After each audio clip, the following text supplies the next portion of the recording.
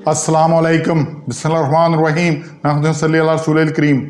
सूरह नाम के 15 मरकज़ी मौज़ूआत में से हमारा 11वां मरकज़ी मौजू इंसान है। इसके 2 हिस्से हैं। पहले हिस्से के 4 ज़िमनी मौज़ूआत हैं, जिसमें से तीसरा ज़िमनी मौजू है आज़माइश। तो आज़माइश क्या है? फरिश्ते आने के बाद मोहलत ख़त्म होती है। अल्लाह ने इंसान को आज़माइश के लिए दुनिया में भेजा है। जो इस पर पूरा उतरेगा जन्नत मिलेगी, जो रह जाएगा वो दोज़ख में जाएगा। तो इंसान कहता है जी फरिश्ते आएँ तो फिर मैं बात मानूंगा। तो ये फरिश्ते आने से मोहलत ही ख़त्म हो जाती है। तो इसलिए ये मुतालबा वैसे ही नाजायज़ है, और अगर आ भी जाएँ तो इंसान कुछ नहीं कर सकता, फिर मोहलत ही ख़त्म। मौत दे के फरिश्ता दे के वैसे ही मोहलत ख़त्म हो जाती है। दूसरा पॉइंट है जी, इंसानों की एक दूसरे से आज़माइश होती है। अल्लाह एक को दूसरे से आज़माता है। एक को हक़ पे ले आता है, कुछ बातिल पे होते हैं। हक़ और बातिल का झगड़ा होता है, मसला होता है। लोग हक़ वाले हक़ पे रहते होते हैं, कलील ही हैं, और कसीर लोग होते हैं बातिल के ऊपर। लेकिन फिर ज़ों में होता है जी हमारी कसरत देखो, हम कितने लोग हैं। इस कसरत से बात नहीं बनती, बात बनती है इससे। तो अल्लाह आज़माता है इंसानों को एक दूसरे से। तीसरा जी, इंसान अल्लाह ताला को आजिज़ नहीं कर सकता। अल्लाह ताला कैसे आजिज़ करेगा? अल्लाह की गिरफ्त से निकल सकता है, कहीं भाग सकता है। अगर इतना काबिल है तो अपनी मर्ज़ी से पैदा होता, अपनी मर्ज़ी की जगह पे पैदा होता।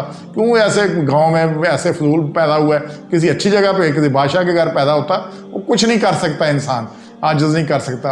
और फिर चौथा पॉइंट है, हर इंसान पर बोझ उसकी इस्ताअत के मुताबिक डाला जाता है। 152 ये कि जी ये जो अल्लाह ने मुकल्लफ़ किया है कि ये करो, ये करो, ये इबादत करो, ये जो कुछ करे, इखलाक की बात जो कहे इंसान उसके लिए अल्लाह ने इस आयत में साफ बताया है, ला नुकल्लिफु नफ्सन इल्ला वुसअहा।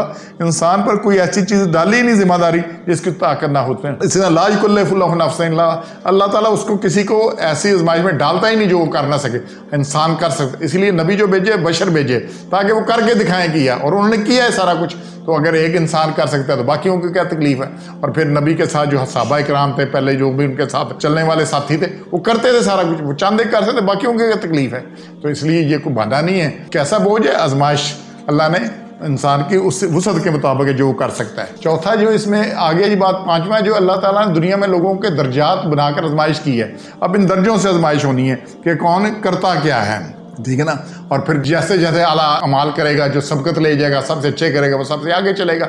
इसी तरह जैसे हम खेलों में करते हैं तो क्या करते हैं, खेलों से हम इम्तिहान क्यों लेते हैं हर साल? बाकियों क्यों होते हैं 10वीं का, 12वीं का, इसका उसका, आज़माइश, इससे दर्जे मिलने हैं ना। तो अल्लाह ने दर्जे वैसे ही दे देने हैं, तो आज़माइश से दर्जे मिलने हैं। और फिर यह है कि छठा है, अल्लाह ताला जो कुछ जो वसाइल औसाफ इख्तियार औलाद देता है बराए आज़माइश देता है। इसमें ये सारा कुछ ऐसे नहीं मिल गया।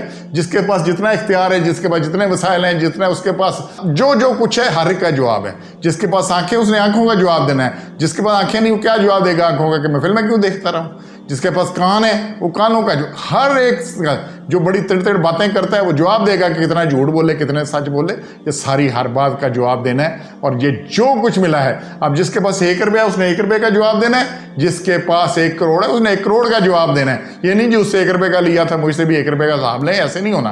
तो जो कुछ अल्लाह ने दिया हर एक का, ये बराए आज़माइश है, और इसका आज़माइश नहीं है। और फिर 7वां पॉइंट, अल्लाह ताला ने इंसान को ज़मीन में नायब बनाया है, तो इसलिए नायब बन के रहना है। इसमें ये चौथा हमारा ज़िमनी मौजू मौत है। तो मौत बड़ी अटल हकीकत है, किसी को मौत से मफर नहीं, कोई मौत से भाग नहीं सकता, किसी को मौत से बचत नहीं है। तो इसमें जो पहला पॉइंट है, बाद मौत वापसी अल्लाह ताला ही की तरफ होनी है।